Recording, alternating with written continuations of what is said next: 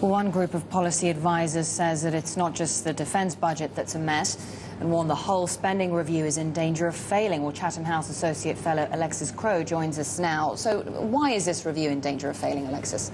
It's in danger of failing because precisely they must communicate to the voting public what's been said, and it's a question of whether or not this can be communicated effectively. It's also a question of appropriate horizon scanning. How far have they looked into the future, and not only in terms of different threats, but in terms of economic recovery?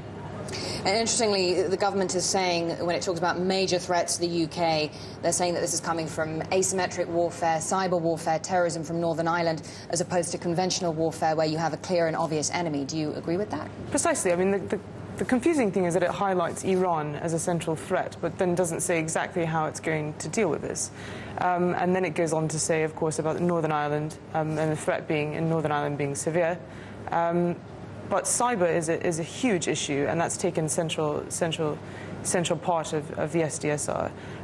The interesting thing is the nexus it emphasises between the private sector and the public sector and the government in dealing with cyber threats, and promises 500 million surplus to deal with these threats. And will that be enough? I suppose so. I mean, it's an excellent boost to begin with. But I wonder just how they are going to rely on the private sector to deal with these issues.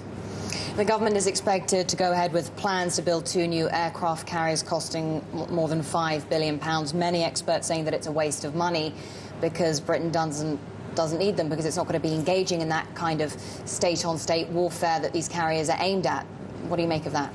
Well, I think the aircraft carriers is probably still important in terms of force projection.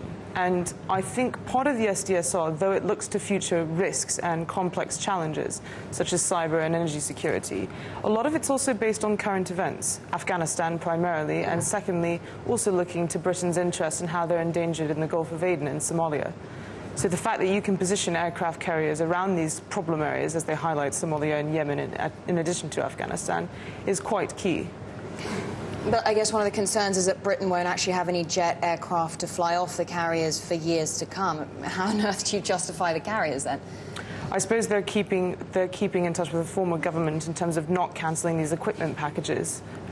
This was highlighted early on before the Tories came to power, that these expensive aircraft carriers were put into place. The problem is even Allies' jets can't fly off of them.